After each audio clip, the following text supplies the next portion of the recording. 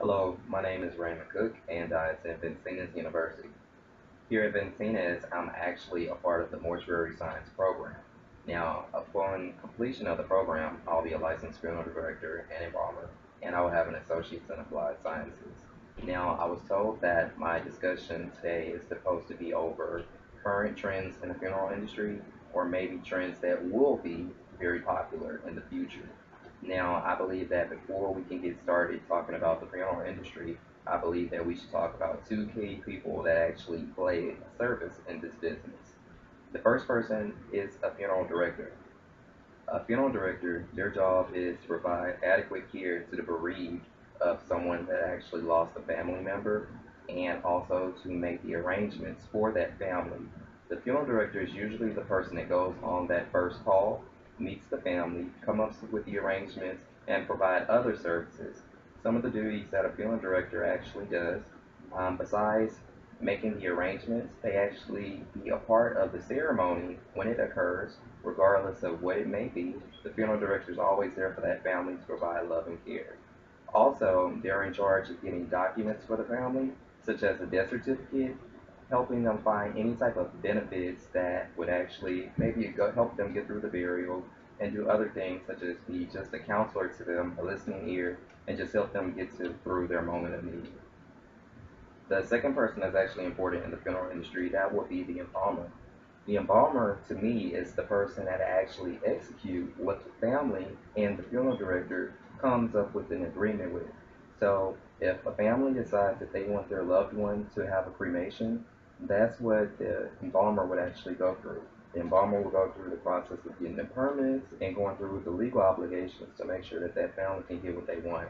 If a family decides that they want to have their loved one embalmed, the embalmer actually goes through the embalming. It goes through the entire mortuary science of finding the different type of organs and vessels in the body, and it goes through the proper care to treat them to make sure that that body is preserved as best as possible for that family. What I believe is going to be something big in the funeral industry, I believe that it's going to be alkaline hydrolysis. To me, it's actually an eco-friendly, and to me, it's an alternate to cremation and burial. Now, what alkaline hydrolysis is actually a process, and that process is done with a hydrolysis machine with a combination of three things, which is high heat, which will provide temperature enough to get everything started, great water pressure, and also alkali. What alkali is actually a base. It's an ionic base that's actually used to break down chemicals. Now, the mixture of those three things inside of a container that will be big enough to take a human body, the mixture of those three will get the process started of decomposition. Now, the alkali hydrolysis, it's used to break down chemicals, and once the tissue is broken down to natural form, the body will start to decompose. Now, this process is actually about 3 to 4 hours, and with the press of a button, after this, all the changes have been made, it'll leave the body with ash and bone, and usually the bone, it'll be white and it'll be brittle and it'll be good to be broken down in case the family wanted to keep a bit of those remains and place them in some type of keepsake, such as an urn, maybe a type of ring or bracelet. There's different things that you can do with ashes if you just didn't want to spread them, to your family or spread them out at some type of memorable place. Um, Normal decomposition of the body usually goes through the hydrolysis process itself. Usually, your small intestines, it usually breaks down food, and there's other things that your body naturally breaks down, which is actually called hydrolysis in a sense when you think about it. The good thing about the hydrolysis machine is some of the things that normally would have to be taken out, you necessarily don't have to take them out of that human remain. Pacemakers, that's something that's usually taken out before cremation. That's something you don't have to worry about. And also, if you have any type of titanium type of implants, that's another thing you don't actually have to take out. So that's one less thing and one less cut, nick, or bruise that someone has to place on your loved one. So I believe that that's something that's actually good. And if you need those items back, or maybe you wanted to return them, or maybe just give them up to science, they can be recovered later.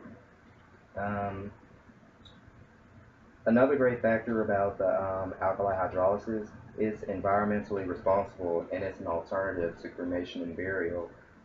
With the alkaline hydrolysis, no air pollution and no emits of green gases is released into the atmosphere. So usually carbon dioxide is released from the cremation machine during the process of doing the cremation. 20% of that carbon dioxide that goes into the air, that's something that you don't actually have to worry about because with this day and age, there's a lot of people that's actually worried about the environment and we have a lot of different alternatives for many different things. So I feel that we should also have an alternative if there wasn't a burial or cremation wished on upon the family. Some other things that actually are taking place in the environment, which shows that a lot of people are starting to go green, besides recycling, which would be the obvious. There's now hybrid cars that runs off of gas and that runs off of water.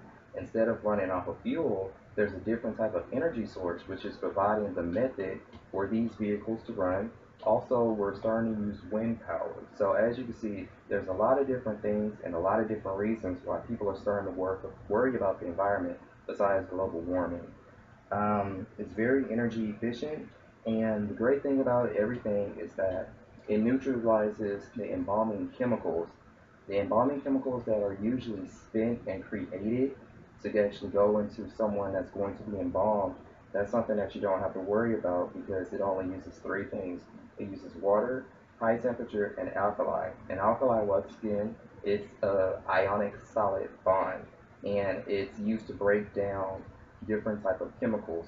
So the natural process of your body after being embalmed and maybe placed into the gravesite, usually the body wouldn't be fully decomposed, which is good for some because some people they will want their loved ones to remain in just the light that they saw them as. But sometimes that process can last anywhere from 6 months to maybe 2 or 3 years. Um, the faster solution for that would be the hydrolysis because once again it's a process that's done in 3 to 4 hours.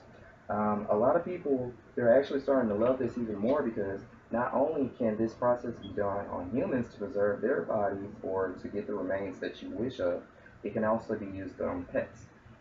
Here as funeral directors, we can not only make arrangements for humans, but we can make them also for your animals. Most people, they have animals that have been in a family for maybe 3, 5, or 15 years.